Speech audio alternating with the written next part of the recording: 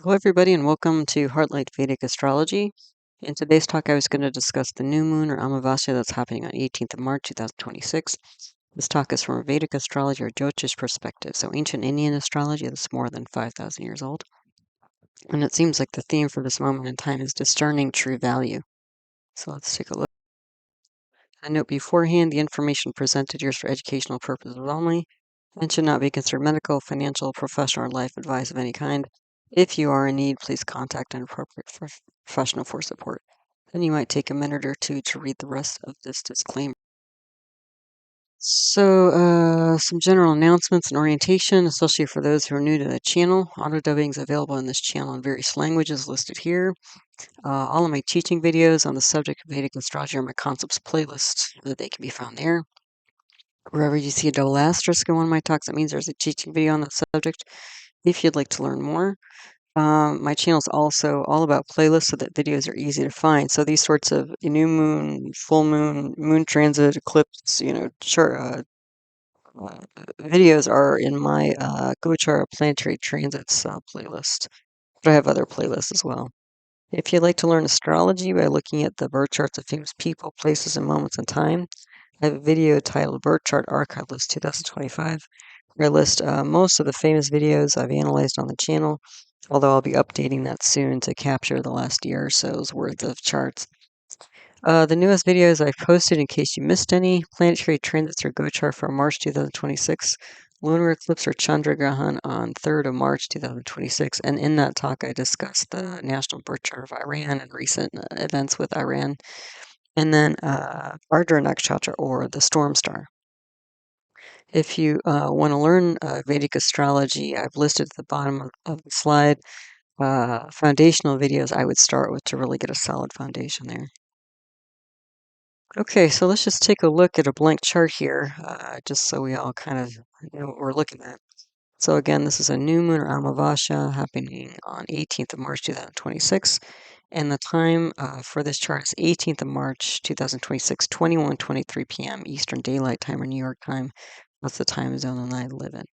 So if you want to, if you're, especially if you're a student and you want to, go through your own analysis first and then kind of check your notes against mine, you might want to kind of hold the spot for a while and then look at the rest of the video. Okay, but for those of you who are ready to look at the chart, so what are some of the first things, or what are some of the outstanding features of this chart? Well, first of all, we have what's called a pravraja yoga in the 6th house.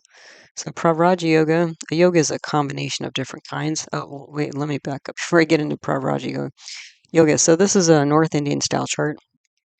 And so to orient you, that top diamond in the middle with the AS. AS stands for ascendant, which is also first house rising sign. In Sanskrit, we say lagna. So that top diamond in the middle is the ascendant rising sign or lagna. Okay. To get to the other houses, you count inclusively from the first house, counterclockwise or up and to the left.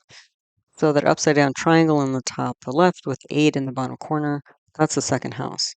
That 8 refers to the 8th constellation of the zodiac, Scorpio. So if we back up into the first house again, that 7 in the bottom corner refers to the 7th constellation of the zodiac, which is Libra, Tula in Sanskrit. Okay, so we're dealing with a Libra rising, Libra ascendant, or Tula Lagna for this chart. Okay, so now getting back to the Pravraja yoga. So the yoga is just a combination. That's just and pravraja is really about it indicates a place in the chart where there's either 3 or 4 planets. It depends on which house in terms of how many planets you need to form this, but we've got 4 planets here in the 6th house. So that's pretty important. What a pravraja yoga does is it brings focus. So the 6th house is related to, acute issues, like acute medical issues, acute problems. Um, it also relates to enemies, it relates to debts, that sort of thing. Also relates to a daily activity, like daily routine. Okay, and the 6th house is also what we call an artisthana. So it's a house relating to wealth. So building tangible wealth and assets, generally in life. Okay, so people who, their ruling planet for the chart, which is true for this chart, because the ruling planet for this chart is Venus, because Venus rules Libra Tula, and Venus is down here in the 6th house. Okay, Like if this is a person's chart, this is somebody who's really interested in, or is focused mostly on sort of the tangible, mundane world.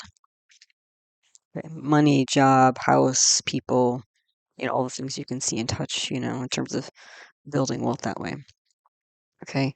Now, the thing is that, what are these acute issues potentially having to deal with? Well, with the Lugnation Venus, again, that's the ruling planet in the 12th house. And luckily, Venus, is exalted here in Pisces. This Pisces in the 6th house here. So that's nice. So that brings some strength to the, chart and also to the individual if it is an individual. But we have in here Saturn, which is Lord, which is by itself is a planet that represents obstacles, delays, skepticism, doubt, fear. Okay. And Saturn is the lord of the 4th house of home, lineage, property, happiness. Mother can be as well. And Saturn's also the lord of the 5th house, which refers to children, advice. This also can relate to like being on a stage, that kind of thing. So there's delays and obstacles here. Saturn can also represent employees, and the 6th house can represent employees. So it looks like, again, 4th house issues, 5th house issues, there's delays and obstacles causing problems, okay, related to home, property, past, children, advice, okay. And then we also have Sun and Moon. And the other thing that's also interesting, before I move on from Saturn, the other thing that's interesting about Saturn right now is Saturn is combust because it's very close. It's within about 5 degrees of the sun. So when a true planet gets, close enough to the sun, you can't see it anymore because essentially the light of the sun blocks it out. So, as far as interpretation for astrology, when a planet is combust, you can't really see the outer manifestations. Okay, so you may not see obstacles. Okay, you may not see delays here, even though that's what the planet represents. The other thing is Saturn is a planet representing land, something physical and tangible. And again, this isn't a tangible, artistani here. So it's a house related to art. The other thing is Venus, the lord of the whole chart here, is a mundane practical advisor.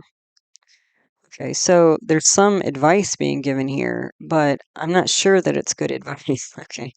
The other thing with Saturn being combust is it may seem like there's no physical obstacles and that sort of thing, but deep within the things that Saturn represents, like doubt, fear, anxiety, depression, anxiety, these sorts of things, again, there may not seem to be physical obstacles because Saturn's combust, but these inner qualities will be more, pronounced or, felt. Okay.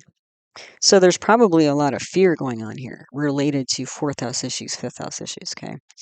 Then we also have Sun, and Sun is, is a planet represents king or,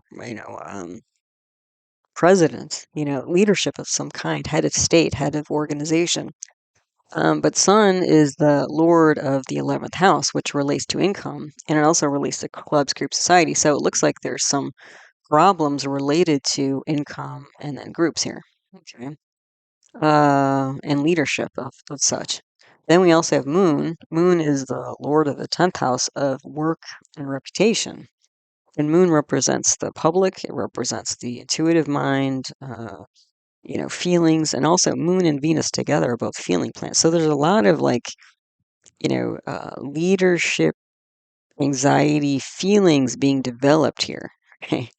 Potentially for the native, it's probably true because Venus is there. But also the 6th house represents enemies. So there's almost like this advice that's being given by somebody to instill fear in the leadership of their enemies. Okay, regarding 4th house issues, the past, and the 10th house issue, future, day-to-day work, advice, clubs, group, society, income. So there's a lot of, the other thing is that since we have a Libra Lugna here, Libra represents as a place, the marketplace. Okay, so this is probably something related to business because we're already picking up income from the 11th house, work, 9 to 5 work from the 10th house. but there's some emotional issues in terms of delays and obstacles in the minds and feelings of leaders. Okay. Um, yeah, so we've got all that going on. So this is all happening in Pisces in the sixth house. Pisces, or Meena in Sanskrit, is a dual water sign. So it's a mixed emotion. It's like a dual water is like dual emotions here. So there, again, there's a churning, emotional churning going on here. Okay. Um, so yeah, and then again with the two emotional, there's a lot of emotional deep within. There's a lot of probably anxiety or um, being built up here, churning, for this person, but also what their advice might be doing to their enemies. Okay. So anyway, there's a bit of a twist here in this chart, but stick with me and we'll work through it. This could also Pisces can also be something like overseas, because Pisces is the natural 12th house of losses and expenditure. So the anxiety going on here, in terms of how the enemy leadership is feeling, might be due to um, expenses and losses and that sort of thing. Okay, sun is there. There's a new moon, and there's also a combo Saturn. So all three of those, sun, Saturn, and moon, are all in this nakshatra called Uttara Bhadrapada. So a nakshatra is a lunar mansion. There are about 27 of them.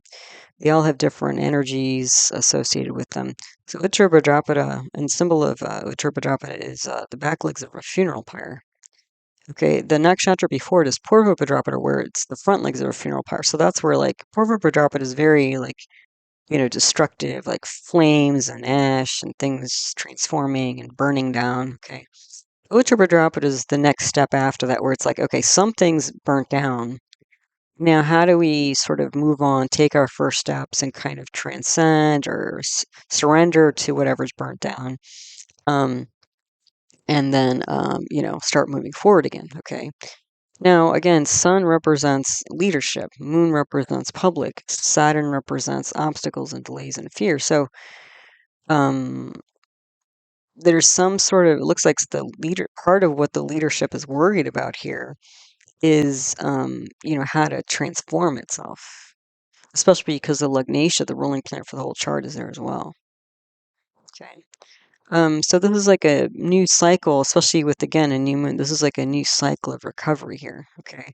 Also, probably an organization of some kind. Um, and again, sort of the old world order, land, that sort of thing. So it's like ways of the past are, have, been lost or, turned over, transformed. Okay. And again, we're getting in here as well. This also relates to home, advice, lineage, past lineage, children, leaders. But again, there's instability here. Okay. Then this exalted Venus is in Revati. Revati is all about travel and hospitality.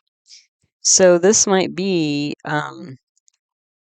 it's kind of funny. I mean, the funny in terms of odd or misleading, perhaps, but Venus, again, is a planet of social grace, and Revati is about hospitality, and Venus also represents travel. So it might seem like, and especially with Venus exalted, it might seem like this person, if it was, is really like sort of a gracious host for a lot of people coming in. Okay, from various places, and they're also the advisor. So they're a host and they're an advisor here. But again, they're going into enemy territory by going into the sixth house here. Okay. And it also brings acute issues to this, Venus person, whoever they are. Venus is also the mundane advisor, social grace. It also represents finer things of life. Okay, like exotic luxury goods, that sort of thing. Also relationships. And here in this chart, the self, since it owns the first house of self, Um, but the Venus also, like, again, it seems kind of nice. Venus is exalted, but it's in a negative house. And the thing is, Venus is also the lord of the eighth house of deep long-term trouble. Okay, so Venus, again, even though Venus is strong, it's almost like it's bringing long-term trouble by kind of stirring the kind of negative emotions of leadership of, again, enemies here. Okay, it's a little, it's kind of, it's actually kind of a dark chart, so if you can't tell already. Okay. The other thing is the eighth house relates to other people's money. Okay, so this could be like kind of sort of indirectly, almost passive aggressively scaring people off from, um, investment money from other people, especially since we're talking about a marketplace. The sixth house is also the house of acute health issues, and again, and within the whole chart, the sixth house represents specifically the mid gut area. So again, I think this like emotional, it's like hitting people in the gut with some kind of advice that's maybe hard to digest or hard to kind of take in or that kind of thing. But there's some sort of not only emotional churning, but maybe even digested churning here. The other thing that's sort of interesting is that Moon and Venus both represent women. So there seems to be some acute issues here with potentially women, depending on what the situation is. So what else do we have here?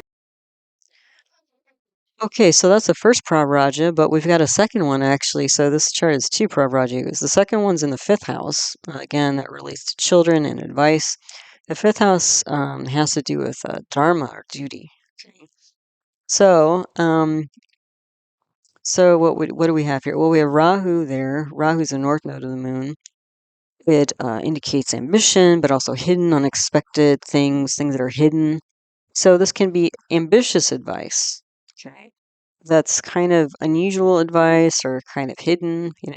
And Rahu can symbolize things like technology, film, cinema, also internet. Okay, so we might be picking up technology here, and probably we are because Rahu is there with Mercury and Mars. Mercury and Mars together usually give like a computing, uh, type of energy, and then with Rahu, it's like you know, computer science, very strong computer science.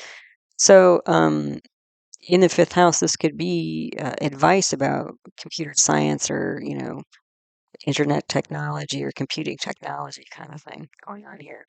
But the Lord of the fifth house, again, whatever this advice is causing some sort of acute problems.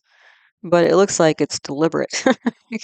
That's the thing is, and that may be part of the Rahu part here being like a twist. Like there's this. The other thing is with Mercury. Mercury represents speech, okay? And Mercury is also the Lord of the ninth house of authority. So there's some authority speaking here, probably on the stage about technology issues. But with Mercury, when you get Mercury and Mars together, you can get like I've said it before, like a liar's combination. Because Mars on its own can represent a thief, and Mercury represents a logical, analytical mind. So, and also like Mercury can represent calculating and details, and Mars can represent machines. So Mercury and Mars together can give machines like a computing machine, like a computer. But Mercury and Mars together can, if we talk about speech, it can be like theft through speech, meaning like a liar, somebody who's not presenting the whole truth. Okay. The other thing, and then that's exaggerated or uh, enhanced even more because Rahu's there. So you already have Mars and Mercury together, and then Rahu. These three planets together is like a very like strong, ambitious, maybe even exaggerated, over the top speech. Okay. Now the thing is, and again, this is speech, technical speech or advisement going on here. But the Lord of that house is this combo, Saturn in the sixth. So because you can't see Saturn, uh, one, the fifth house here is an Aquarius, which is fixed air sign. So it's a fixed idea. So this is like ideas. So really exaggerated, like, I don't know, wild ideas, potentially technological ideas that are churning people's emotions and guts and minds here. Okay. Um, but the thing is that Saturn is combust, and Saturn represents like land or something that's grounded, like tangible. But since Saturn's combust, it's like there's no real foundation here. So that kind of adds to this notion of like a lot of wild ideas being presented, but like no real foundation. The other thing is in this mix in the fifth house here, Mars There's another planet representing Earth, something physical, tangible. Mars is also combust. So the two planets that most represent something tangible and grounded are combust, meaning you can't see them. So there's no real solid foundation for whatever is being presented here in terms of this technological advice. Okay. Um, the other, there's a lot of problems here. So another thing with this fifth house here is Rahu, Mercury, and Mars. You can see they're all pretty tight and pretty close in degrees. They're all in a nakshatra called Shatabhisha. Shatabhisha is it's translated as 100 healers. So especially it can symbolize things that are difficult to heal, which we would get most likely because Rahu and Mars are two natural malefics, and Mercury with them together um, becomes more natural malefic. It does have Jupiter aspecting from the ninth house, so that does bump it up a little bit. But basically, you have three natural malefics in this Shatabhisha energy. And Rahu specifically in Shatabhisha can be especially like things that are difficult to diagnose, heal, treat, understand, get a hold of, manage. Okay, and then Mercury, same, Mars, same energy. So basically, you can't see Mars. You can only see Rahu and Mercury. So this like exaggerated, wild speech talking about things that are difficult to heal. That's churning people's, bellies here and emotions, right? Then we do have this aspect of Jupiter from the ninth house. So Jupiter represents balance and truth, and that all sounds pretty good. Jupiter is in a nakshatra called Punarvasu, which is symbolized by a quiver of arrows. So that box that archers hang on their back to hold their arrows before they shoot them off, and then they go retrieve them. So Punarvasu has a cycling energy, and Jupiter represents speech. So this can be kind of speech that's kind of cycling, circling, or going back and forth. Okay. And then, but the thing is, and Jupiter is considered to be the great benefic, but in a Libra rising chart, it's a pure temporal malefic because it owns two negative houses, the third house and the sixth house. And the ninth house where Jupiter's sitting is a house of authority, leadership, organization. So, whatever this organization or leadership is, that's this hosting, but also talking about these wild things that's like making people uneasy here. It's drawing energy from the third house, which is nonverbal communication, also siblings and neighbors. Okay, so siblings and neighbors, like basically people who are in parallel positions. Okay, not somebody who's higher than you or lower than you. So these are basically maybe colleagues in the field. You can think about it that way. Since it looks like we're talking about a marketplace here. Okay, so bringing that, so nonverbal communication. So just maybe even the way this person walks around or whatever, uses their hands or facial expressions or something, is part of the communication here. And then Jupiter's also drawing from the sixth house. So whatever this acute issue of people getting nervous and their bellies churning is also coming here. And that's potentially what they're speaking about, but also part of what they're stirring up. Like it seems intentional. Okay. So potentially Jupiter could be aspecting into the fifth house and bringing some truth, which it might be to some extent. But again, when you see the directionality of the third house, sixth house energy, this negative energy from two houses going to the ninth house and then going back out to the fifth, it's almost like a distortion of the truth. Yeah. Um, yeah. So, and then Mercury, that line under Mercury in the fifth house, that means it's retrograde. So when Mercury goes retrograde, it's about reviewing mercurial things, which are ideas, businesses, plans, thoughts, ideas, communication, even friendships potentially. Okay. Um, so yeah, so when we're looking at this all together, reviewing authority decisions, okay, resetting goals, okay, switching up the goals here because of whatever is being talked about here. Okay. This could be a technical glitch because again, we've got all the computing, internet stuff, and they're in Shata, so this could be like technical difficulties. Okay. This could also be drones, like flying machines, because Jupiter represents the sky. So you can get like when you get Jupiter and Mars together, like Jupiter with this Rahu, Mercury, Mars. This is like flying machine. Flying machines or drones. It could be airplanes as well. Jupiter also represents humans, so this could be human oversight of machines. But again, there's some wild ambition here, hard to manage and advise whatever's going on here. This could also represent legal matters because Jupiter and Mars together can give legal issues.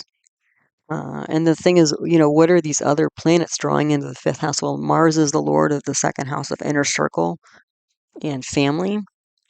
So, and Mars as a planet represents like the CEO. So if Sun is the president or king, Mars is the commander in chief of the army, the CEO. So this could be like a bunch of tech CEOs, potentially. Mars can also represent like physical fighting and stuff like that. This could be like military technology. Okay. But Mars is the ruler of the second house of inner circle. So this is a tight bunch of people that, potentially work together, but there's problems here. And Mars is also as Lord of the second house represents speech. So, that's all coming into the fifth house. Mars also is also Lord of the seventh house of partnerships. So there's problems with partnerships here. The seventh house also represents a path forward. And again, Mars is combust. So this is like an inner circle you can't see. This is partnerships you can't see. This is a path forward you can't see. It's not grounded in reality. Yeah. And then Mercury is bringing in, what is it again, the ninth house, so, authority, organization. But, Mercury is also the lord of the 12th house of losses and expenditures. Okay, so we've got all that going on. This could be a loss of administration, also because Sun is in the sixth house, but also Mars pretty soon, by April 1st, so just, 2 weeks or less than 2 weeks, Mars is joining Sun, and Sun and Mars will both be in the sixth house here. So the two leadership planets will be having acute troubles. Um, I would also say this combination of Rahu, Mercury, Mars, in the fifth house of advice, this could be like strategizing, computing, strategizing, getting the big plan, but something that's like, again, hidden. I mean, the actions are hidden because Mars is combust, Rahu is there as well. So there you can see the speech, but you can't really see the actions behind it, the motivations behind why this is being advised here. And again, another thing, Mercury and Mars just got a planetary war, so those two are still fairly unstable. Mercury represents ideas or speech, and Mars represents action. So again, there's confusion as to what to do or say. And then more confusion because Rahu brings confusion, and this is all in Shata, so it's hard to figure out what to do or say.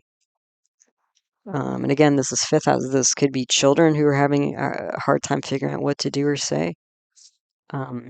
Also, when you get Jupiter and Mercury together, you can get news.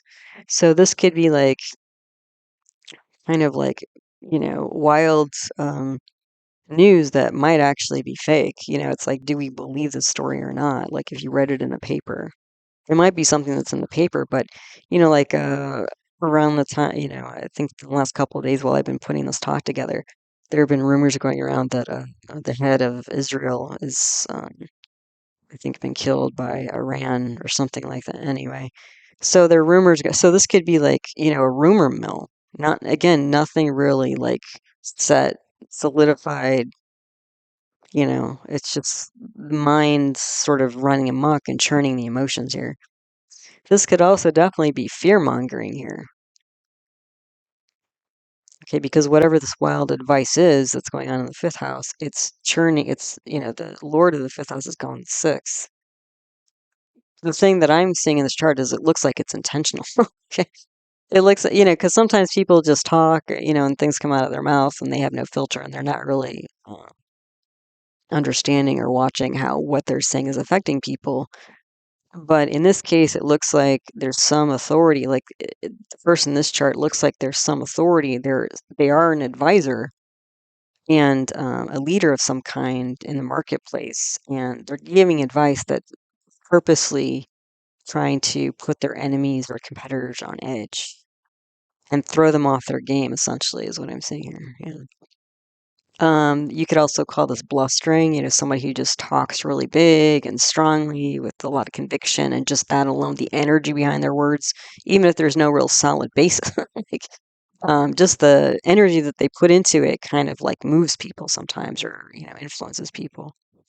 Um, but yeah, it looks like there's some kind of a hidden agenda. This could also be a media storm. And again, also it looks like there's some emerging fight coming out of here because Mars is currently combust, but I believe it's next week. It's coming out of combustion. So we're going to start to see more Martian things, which again, fighting, actions, rebelliousness, innovation. So there's some conversation, again, with these heads of um, leadership people in the marketplace and some sort of exaggerated speech. And so I guess that, again, that's part of why it seems like the theme for this moment is like, are you going to believe it or not? Because it looks like whoever this chart is for, um, is talking, is maybe even hosting this get together meeting, and talking quite a bit in a very, strong, maybe exaggerated way. Um, but underneath all that, they're actually trying to divert their enemies from catching up. Because I don't think things are actually going that well for the person or the organization that they represent in this chart. Take as the lord of this ninth house here, authority, Mercury. It's currently in shot to be shot, which gives some problems. But things are going to get worse because Mercury, when it stops going retrograde and it goes forward, Mars first is going to go into Uttara Bhadrapada, that cremation fire energy. So flames, things turning to ash and dust and getting burnt down, and then Mercury as well. So it looks like, again, whoever's talking here is in some sort of trouble and trying to deflect their competitors from getting ahead in the marketplace. You can also see that because the lord of the first house, which is Venus, and the lord of the seventh house of partnerships is Mars, and their relative position to them puts them in an adversarial position. So even though, again, this might seem like a gracious host that's got some fairly high up authority, um, I don't think they're giving the best advice, and maybe even, again, fairly slight advice to offset the gains that are had by their competitors in the marketplace.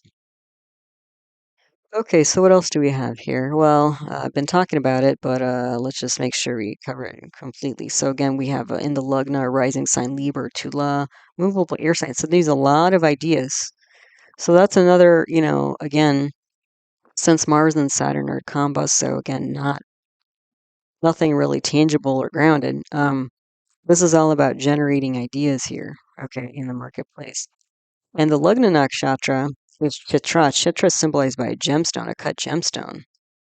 So that's all about, like, it's almost like a Venus type of energy, but through a nakshatra, where it's like about structure, about worth, about value, precious gems. So there's something of value here. Okay, so even like if this is a person who's into, the finer things of life, or they themselves are considered to be like very valuable as a person. Okay. And again, there can be notions of like architecture, like this could be an architect type of person, somebody who's used to like, creating systems, or buildings and things like that. And this could be a social architect because Venus is, exalted in the sixth house here. But, and again, there's something precious and valuable, but it looks like what's precious or valuable is that they're creating this architecture of ideas that's actually throwing their competitors off so that they get ahead by, like basically sabotaging their competitors is what it looks like. Yeah. So yeah, interesting chart. And then this lugna has an aspect by Jupiter and Purvasu. So again, back and forth with communication. But again, the communication is with and through like enemies, neighbors, siblings, because Jupiter's the lord of the third and sixth house, but also bring acute troubles. Um, trying to find some truth or balance here, and I think that's the kind of question is like, can you trust? Because it looks like this person's a fairly shiny, polished person who seems like they're somebody who should be respected and followed, but is that actually the case? So that's where the can you discern is their true value here in what they're saying, or are they just throwing everybody off the scent? And we'll keep going through the chart, and I think you'll see as we go through it, it's like more and more you see this sort of like negative motivation for the advice that's sort of wild advice that's being given by this person. So I would say that this is probably somebody you can't really trust. Yeah, anyway. So the Lugnatia here is exalted Venus and Revati in the sixth house, which is an Artistan. So again, a key problems with work because of all the planets here. Work, reputation, groups, home, past advice, actions, neighbors, authority. This is creating I would say generating a wobbly marketplace. Because you do have like, Venus is exalted, but Saturn's a natural malefic, Sun as well, and new moon is a net. So you have three natural malefics on Venus. That's a lot of pressure, even though Venus is exalted here. So this could also be like a smear campaign, you know, which again would be essentially a way to throw your competitors off, of doing well so that you can win sort of by default. Sort of tripping them up so that you can win, technically speaking, even though like it wasn't an honest effort. So yeah. Okay, what else do we have? Okay, so the current dasha or planetary period for this chart is Saturn, Venus, Rahu. So Saturn again, it's what we've been talking about, losses or delays and obstacles, especially internally, fear, doubt, related to happiness, related to foundations, related to advice here. And Venus we're picking up, so that's the advisor, and Rahu. So again, this hidden advisor, hiding truth, potentially advising some sort of technical advice. And this is advice that's being broadcast and sort of, you know, put on the stage because of its position in the fifth house with Jupiter. Yeah, and the other thing is that Venus is Lord of the eighth house. So again, that's other people's money, but long, deep problems. Second, the eighth house is also scandal. So again, this is somebody who's like a muckraker type, like just stirring the pot, confusing the scene even more. Kind of creating a smoke screen so that they can try to get ahead. But I don't think it's working. But maybe for some, on the surface it seems like it is, but I don't think it is actually working. Fighting. This could also be fighting within an organization. Again, no structure here because Mars and Saturn are combust. I mean, this is all like ideas and feelings here, but it's ungrounded because they're combust. This might be difficulty getting help for father, guru, leader, organization, because Mercury, the Lord of the ninth house, is in the middle of this. So there might be an ambition to get some advice related to ninth house issues, but to no avail. Also, education could be part of this because Saturn's the Lord of the fourth house of education. And actually, Mercury's the lord of the ninth house of higher education, so education can be involved here as well. Like in terms of like if somebody, since we're dealing with the fifth house here, children, this could be, how do I advise my kid or the kids around me? How do I advise them to move forward? Like what to study or how to study, that kind of thing. Okay. Um, So we're again Saturn, Venus, Rahu, the current dasha. The next dasha is going to be Saturn, Sun, and Sun. So again, we're moving from Saturn, so obstacles and delays, especially internally, with Venus, Rahu, this ambitious but sort of wild advice that's probably not working or not feasible. And then Saturn, Sun. So again, this is going to these obstacles are going to affect leadership. heads, of organizations, but also like at the enemy camp. Okay, and the next dasha is coming July 6th, 2026. Then we have the grahas, which are planets of vulnerability, and in this chart we have Saturn and Mars, which again, those are the two combos, so ungrounded, and then twice over Venus, like this potentially charming advisor who has value in the marketplace, but again, the advice that they're giving seems to be to, again, create a smokescreen and sabotage their competitors. This could be hiding or engineering losses and through diplomacy, like this is like if you've ever had a boss or a teacher or something like that who they're well reputed, they're respected, people look up to them, they have a following, they have influence or whatever. But then like, you know, you find out like when you become a little bit more astute about these things, you find out that in their own way, they've been holding you back or sabotaging your efforts or something like that, especially once you move farther along that you're getting closer to their level or their position. Because maybe they are very, friendly and helpful in the beginning when you're brand new, and then they get to be sort of the hero and kind of, help you along. But then as you develop your skills and maybe you show some talent where you might pass them, and then they might lose their status or reputation or whatever, then they start, messing with you. I mean, I've had that numerous times in my life with various people. So, um, yeah, so, yeah, yeah, so there's a hidden, no real foundation here. And again, this advising and veneer of having value, I'm not sure there is actually value here, even though it's shiny and bright and polished or whatever. This could also be like trolling, like this Rahu, Mercury, Mars in the fifth house. This could be like somebody who's trolling you and like just, posting all these like really negative comments and stuff to try to pull you down mentally, emotionally, but even like if you care about your numbers on your social media, try to decrease those.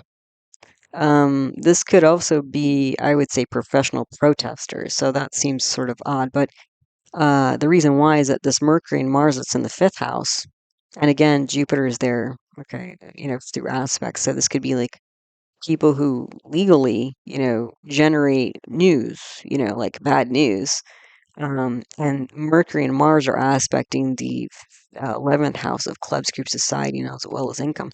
So the energy that's generated in this fifth house of creating, scene and sabotaging, this could be people who do this, like who were hired, like to protest and show up and kind of make the whatever voice is there or thoughts are there, like louder, amplify them. But through people who, aren't really down for the cause, they're just like guns for hire, so to speak. Okay. Um, yeah, so yeah, again, it's a bit of a weird energy. Yeah, so, that's what we got going on. What else do we have here?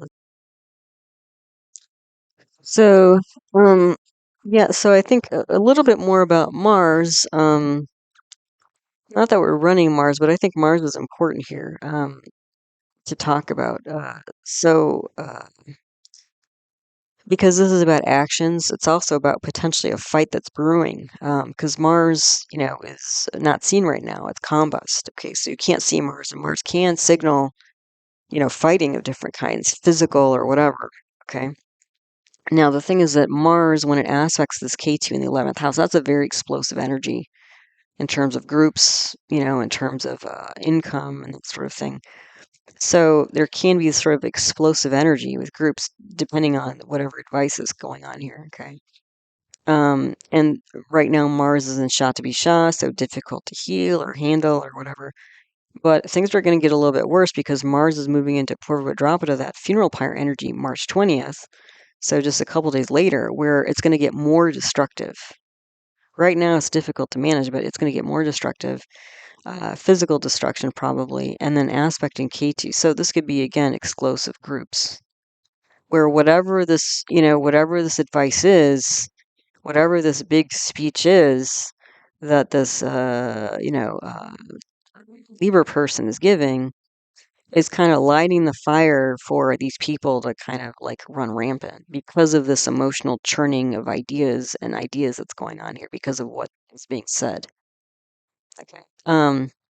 So there's trouble brewing under the surface that's going to come up. Okay. And then Mars comes out of combustion, so it's, like it's going to be physical and apparent, very apparent, maybe even in your face, March 26th. So then whatever this internal, struggle is, it's going to surface. And then the other thing is that K2 is currently in Purva Falguni nakshatra, which is about a hammock, or it can be symbolized by a marital bed. It's also about the finer things of life. K2 is a very kind of separatist, explosive planet like Mars, but even kind of worse and sort of wild and wacky, hard to predict. So K2 can be like the separation of the sense of the 11th house groups, the exploding of income, loss of income. It can also be, what was I going to say, like finer things of life. Okay, because again, if this is a person, this Libra person here, the Lord of their 11th house of income is his sun sitting in here with these natural malefics, like they're worried about their income exploding. And that's part of why I think they're creating the smoke screen with whatever they're saying and advising their competitors about. Even though it seems like they're hosting them and, oh yeah, I'm like the fatherly type or motherly type, and I'm like the advisor. And it's like, I wouldn't trust you. Okay. Because they're leading people down a kind of a negative path to basically protect their own, situation. Um, so Ketu's moving from that Purva Falguni energy into Magam, which is symbolized by a throne. So this is like, and that's coming March 29th. So that's around the corner, like in 10 days from this time. And star of Maga is Ketu. So Ketu is going to be very strong in this, leadership energy, which is going to be wild and explosive and separatist.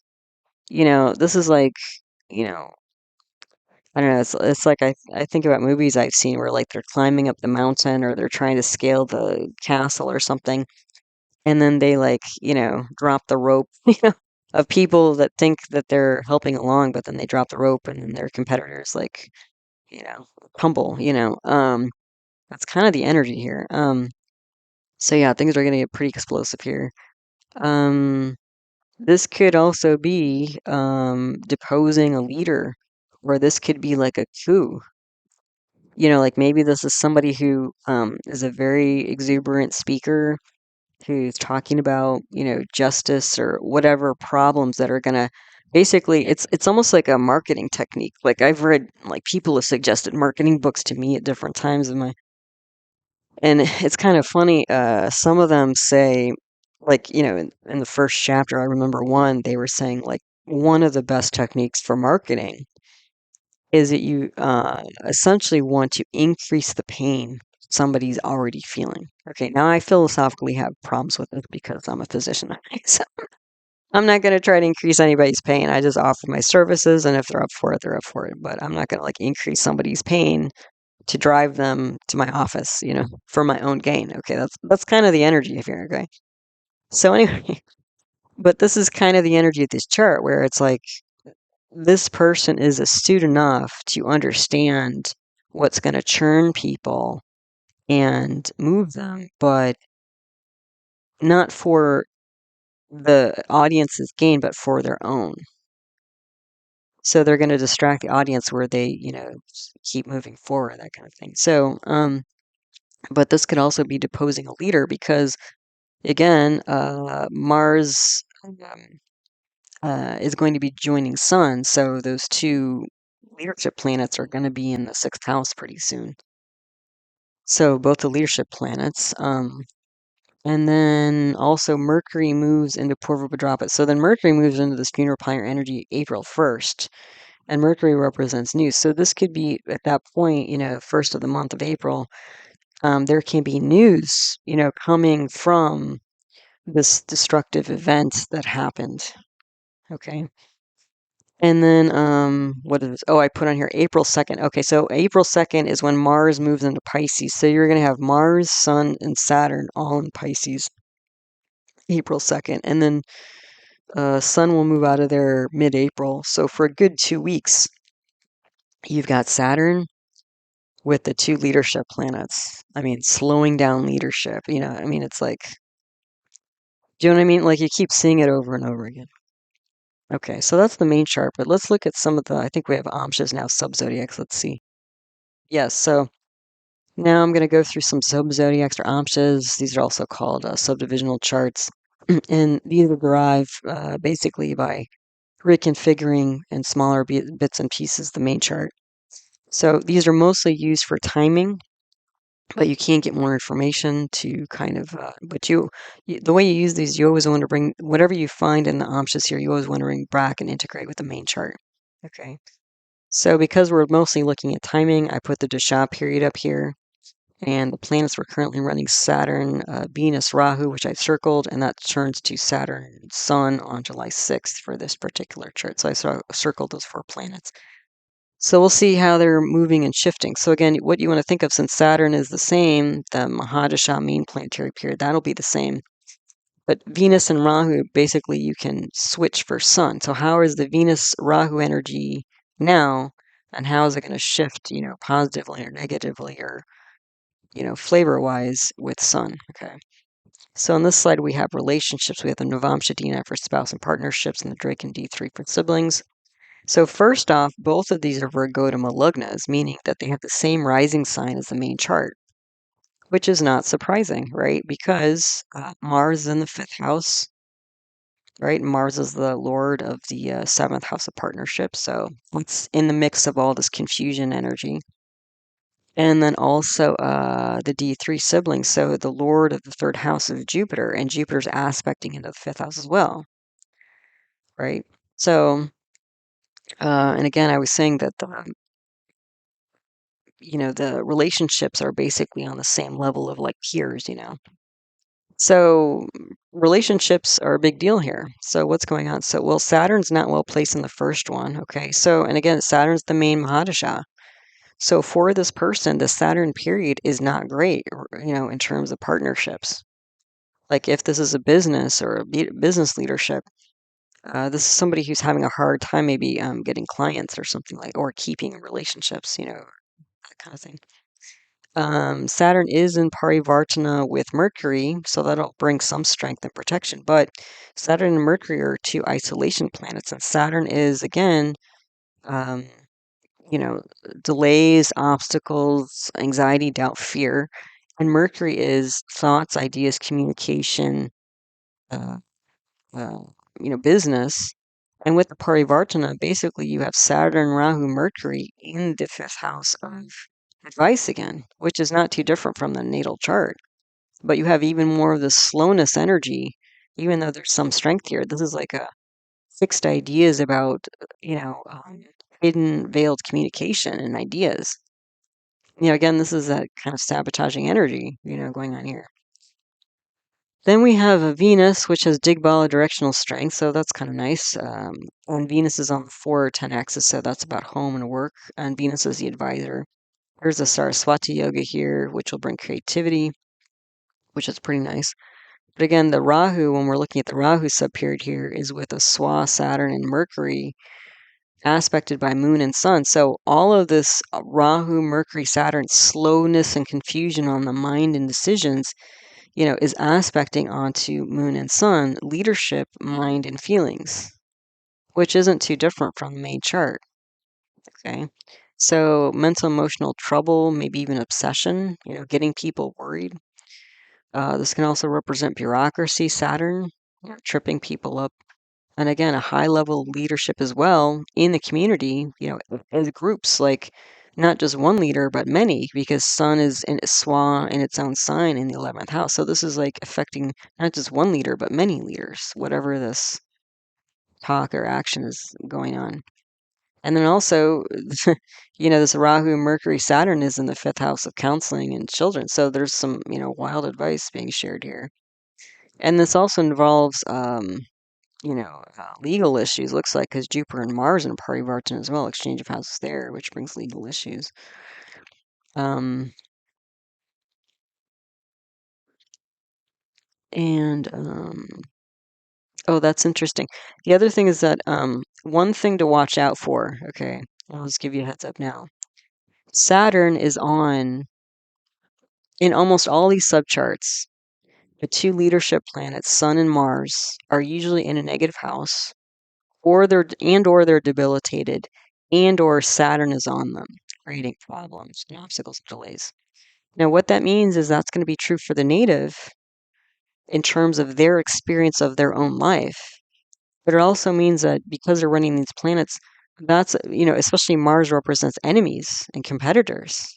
They're like, because their life and leadership is slowing down and, having problems, they're reflecting that and inducing that with their enemies.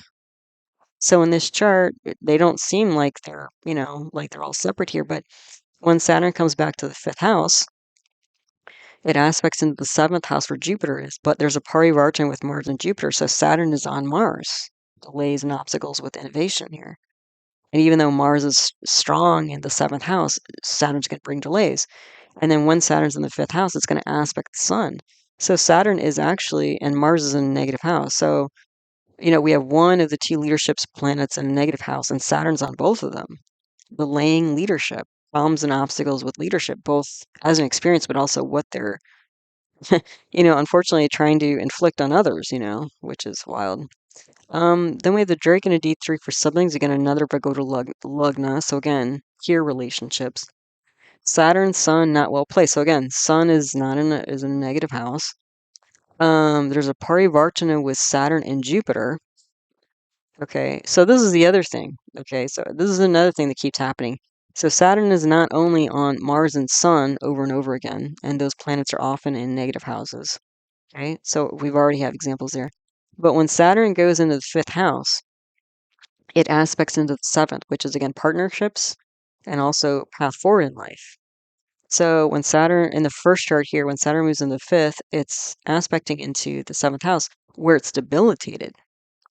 So it's gonna, hurt relationships and partnerships, like clients potentially, and also slow down in a very serious way the path forward. Okay. And the same is true in the D3 because again, Saturn seems like it's in the 6th house with Sun, so it's on the Sun.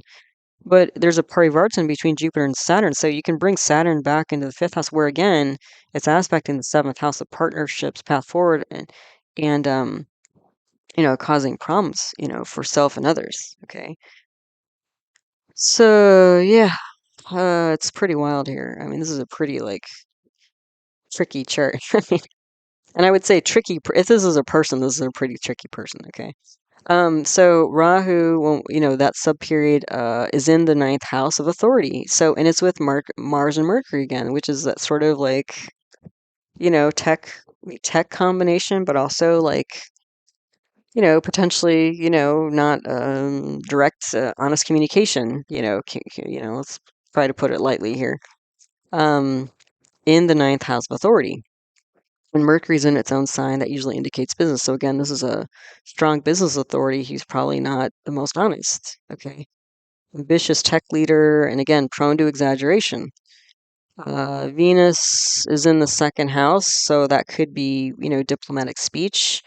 Jupiter aspects from the 6th house because of parivartana, so that sounds pretty good. Venus and Jupiter, the two benefic planets in the 2nd house of inner circle and speech, but Jupiter's a sole enemy of Venus.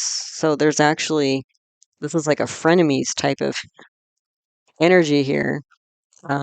So this could be social talk, but again, with competition, So this could be like hobnobbing. What is it saying? Like, keep your friends close and your enemies closer kind of thing? Yeah, it could be like that. Then, let's see. Jupiter and Saturn, parivartana. So you're going to have Jupiter and Saturn all over the chart. So there's going to be this mix of optimism and pessimism. But again, this could also be like squashing optimism of competitors. And again, in the sixth house, you're going to have Saturn with Sun, Moon, and Jupiter. So squashing the hopes of your, hopes and feelings and mind of your competitor, leadership competitors.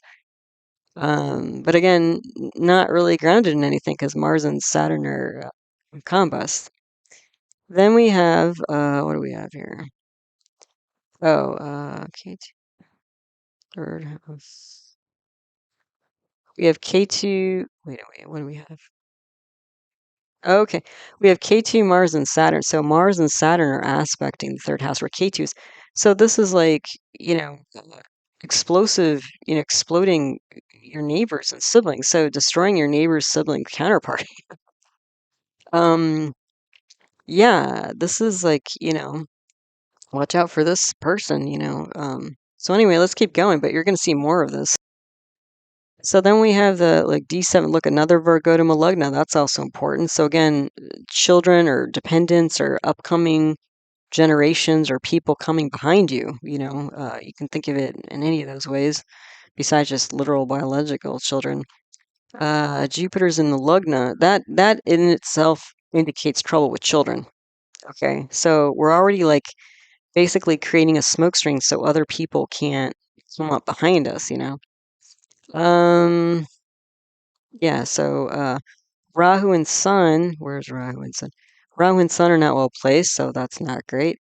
There's a parivartana with Venus and Rahu. So again, a lot of ambitious, hidden, weird, advice.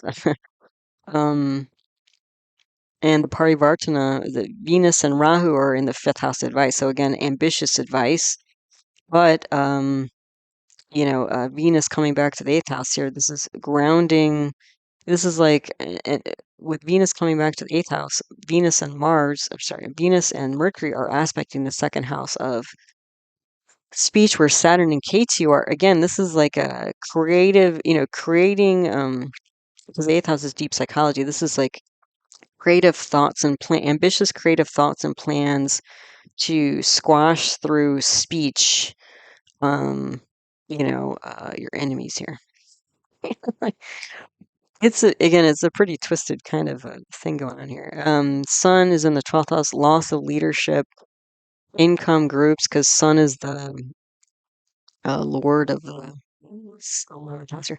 So again, that's what this person's experiencing is loss of income here, and Saturn's on that 11th house here as well. So they're losing, followers or public support groups and income here.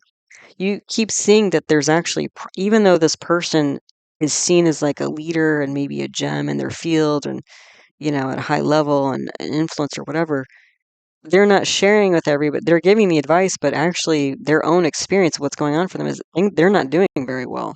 That's part of why they're giving this like weird, kind of sabotaging advice. It's not like they're doing well and they're worried. It's like, they were doing well at one point and things actually aren't great for them, but they're not divulging that and they're still acting like everything's going well. So even more, motivation to prevent other people from passing them up here. Um, yeah, so what else? So Sun, eighth house, Rahu, Mercury, so ambitious, also limitless talk, because Saturn again is not, is combust here. It's also other people's money. So again, if there's some funding, related to like, public funding or private funding for this, it's a way to protect that, in terms of people's investments in them, financially or otherwise, probably financially. There's an alternative mindset here in terms of loss of leadership, but also creative speech. The other thing is the ninth lord here. So the lord of the ninth house of, again, authority of Mercury has gone 12 houses away to the eighth house. So deep long-term problems and maybe even an end of authority here. So, Sun, negative house, that keeps happening. And then again, we see that there's problems here with authority. That's another way. So besides Sun and Mars being in negative houses, which they keep being, look, we have Sun in a negative house in this chart and Sun in the next chart here. So every subchart we've seen so far, well, even the main chart, we have Sun or Mars in negative houses. Most of the time with Saturn on them causing problems. And now we're seeing the Lord of the ninth house going 12 ways. Like over and over again, we're seeing that there's problems with leadership and authority of this person that's, hosting and giving advice at maybe some kind of conference or whatever. Um, yeah, and then the 12th, and then we have the Dwadashamsha D12 for parents and grandparents.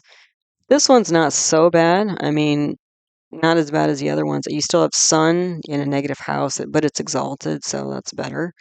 Also, Venus and Jupiter are in the Kendras here, so the previous generations were much more human oriented, like human focused, human, kind of, what do they call it? Human first. I guess people are using that terminology now. Because Venus and Jupiter are the two diplomacy planets and the natural benefics, and they represent humans and that sort of thing. But Saturn and Sun are not well placed in this D12 chart. Sun is exalted, so again, loss of leaderships, maybe in pretty strong leadership, but this strong leadership is in the sixth house of enemies. And Sun is Lord of the 10th house of work and reputation. So then the fourth Lord has gone to the 8th house. So again, deep, long loss of lineage and ideology. Fifth Lord has gone to the fourth house, 12 houses away, so loss of children, generation. So you can see there's this massive shift in ideology. I don't think that whatever this person's trying to do in terms of locking people from rising up will affect, the previous generation so much, but there's still something because the ninth Lord, again, wait, ninth Lord, oh no. Oh, no, no, never mind. I need to erase that. That's not right. But you do have sorry, too many charts I've been looking at, I guess. But you do have again like Mercury and Rahu in the ninth house here. So there's like exaggerated speech. And the Lord of the ninth house has not gone to the eighth, but it's gone to the sixth. So there's like some still problems here with the, kind of technological authority, exaggerated speech. So I don't think it's going to hit as hard, but I don't think that's where this like smoke screen or whatever sabotage is being directed because those folks are sort of moving on and up and out anyway. It's the ones coming up behind that I think are considered to be the problem and targeting. Just one more thing that you could say about this D12 chart before we move on is that there's a fundamentally different orientation, value system, and way of operating between the previous generations, maybe parents or grandparents specifically, and this particular person, going from more of a human, again, oriented position or value system to. Much more tech driven. So yeah, just to clarify that a little bit. Okay, then on this chart, look at this. We've got more Virgotama lugnas. I don't think I've ever seen this many Virgotama lugnas. I think most of the ones I've looked at are Virgotama, meaning that, the things that we talked about, like education, career, relationships, these are all important. So we're seeing it again. It's just being reiterated. But on this slide, we have a Siddhamsha D24 for education, the Dishamsha D10 for career and reputation. Again, both for Gautama. And the top chart, Venus is not well placed. It's with the Swa Jupiter, which is a soul enemy. So again, frenemies, neighbors, siblings. And Venus is also the lord of the 8th house of long, deep problems, and Jupiter is the lord of the 6th house of acute problems. So there's a lot. So again, it looks great, if you just look at it as like, oops, sorry, I just dropped my what do you call it?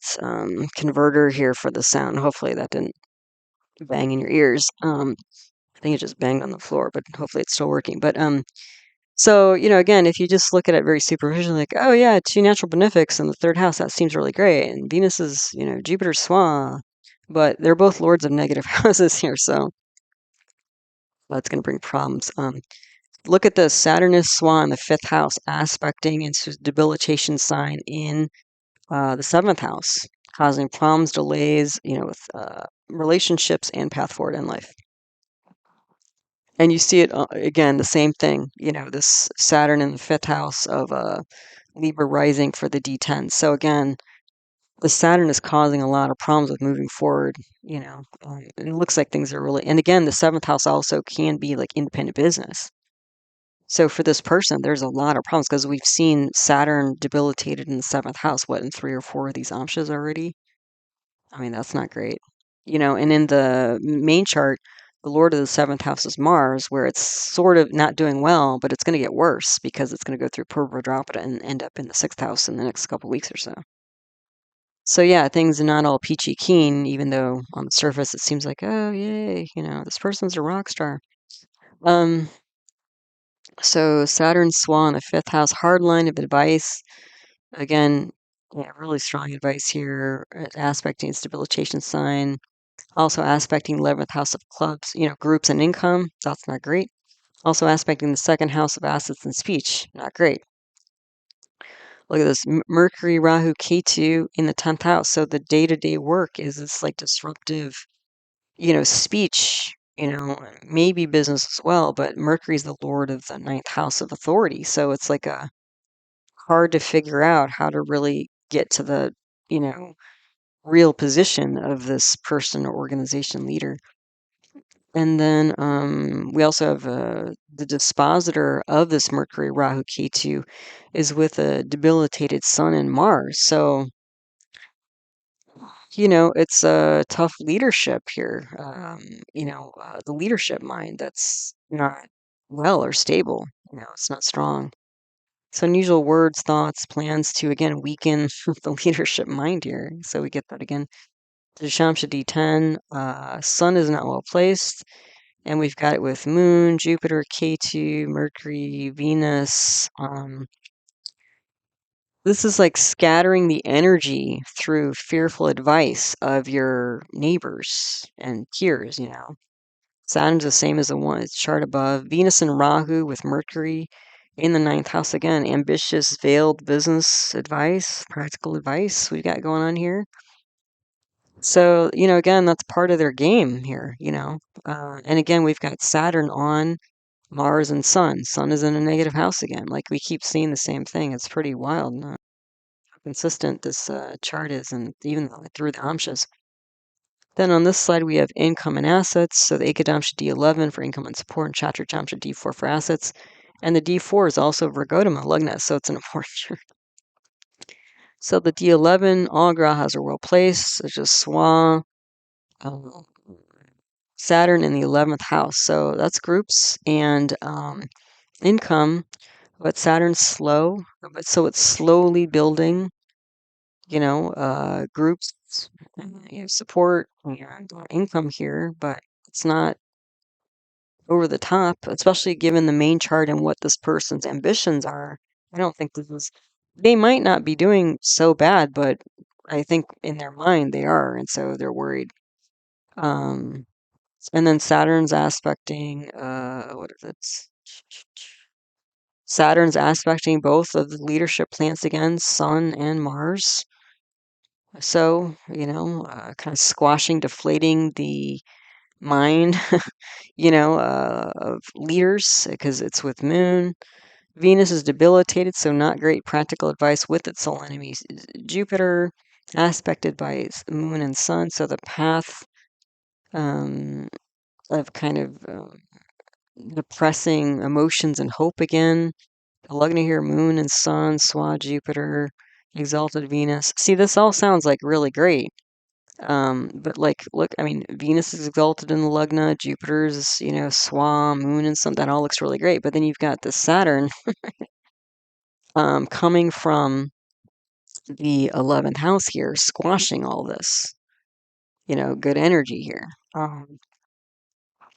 So, people are coming up behind them, and reducing their gains.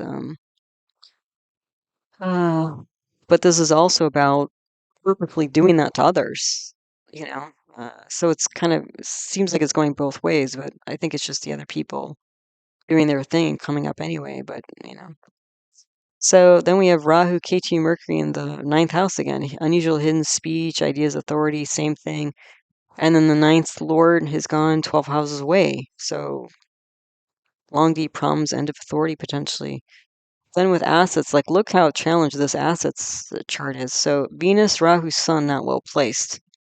Problem. See, you get more. You can see like this person's not doing well behind the scenes. Lugnatius Venus. Venus is debilitated in the 12th house. I mean, this is a massive loss of assets here. There is a parivartana with Mercury, so there's an exchange, so there's some protection and strength. But it's with the 8th house of deep psychology, um, and other people's money. So again, if there's funding involved here, there could be problems, you know.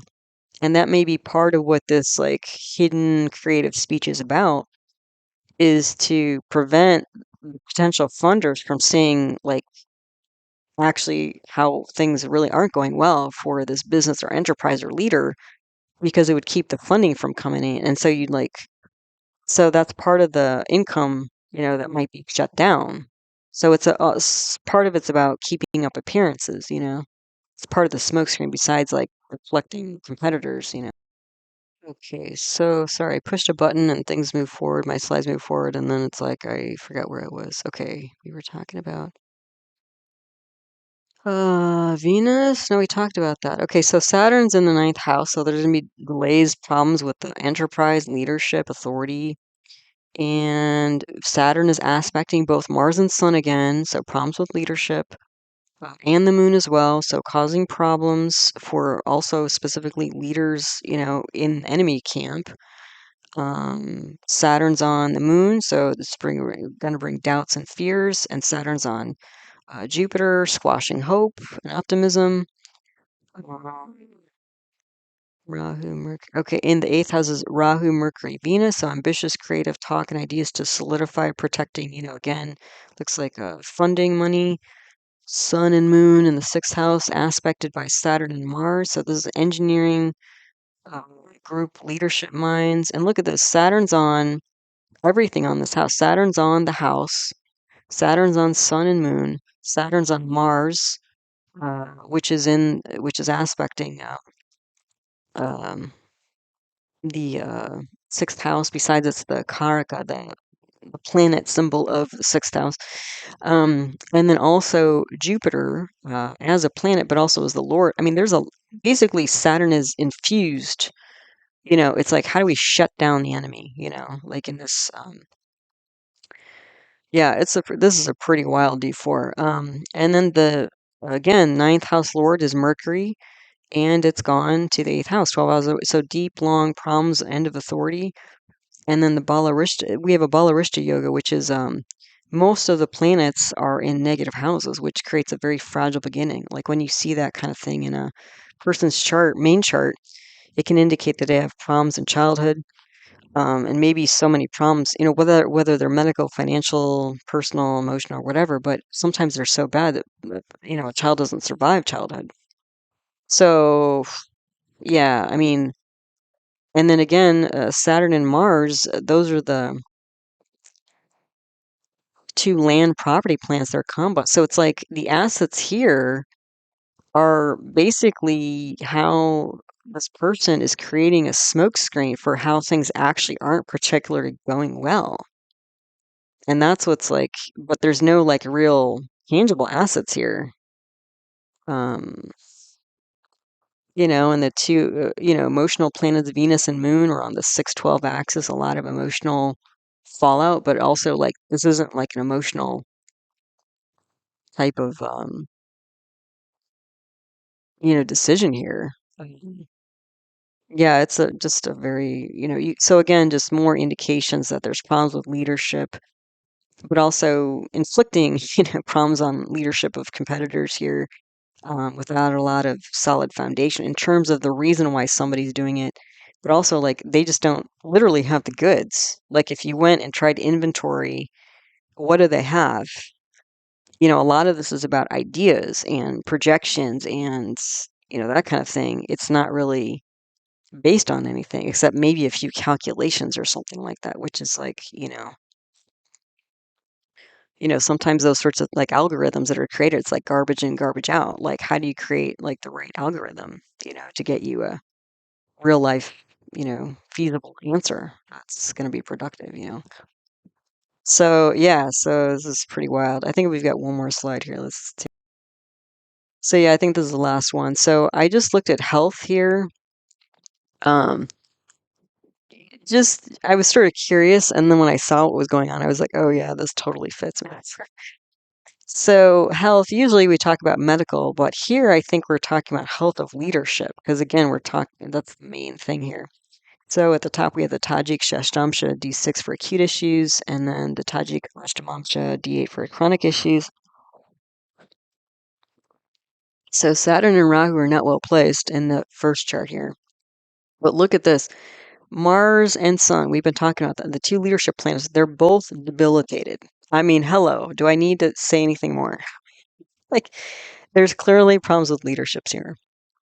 Leadership in terms of whatever this person is in charge of, but also however they're trying to influence people is the problem here. So, what I was picking up in the main chart of like, there's some sort of like sabotage or fear mongering or something. This is like more of that. And this debilitated Mars is aspecting the debilitated Sun. So that's making the sun even worse. I mean, that's like, you know, compounding your leadership issue. And then this is happening in the seventh house of partnerships and path forward in life. I mean, that's none of that's great. Okay. So it's almost like a flailing about of leadership. And then the moon is there, so emotions and mind, not helpful. Saturn's in the eighth house here. Again, fears, doubts. It's aspecting the 10th house where it's in Capricorn. So again, a slow build. So the work here and the reputation's a slow build. It's also aspecting the second house of speech and fifth house advice. So we know that's already a problem. And Jupiter's there is a karako bhava nasha. So again, tough on hope and enthusiasm of children and education and the direction they want to take. Yeah, it's not a happy scene here. Venus in the 11th house, so again, there's some potential social grapes with group. Um, but this Venus aspected by a soul enemy Jupiter, so that's not without issue. And then the Lord of the 11th house is in the 8th house, so chronic problems. Uh, Not looking great. And then we have Rahu, Ketu, Mercury in the third house, so deceptive communication with neighbors, peers. And the ninth lord has gone. Where's the ninth lord?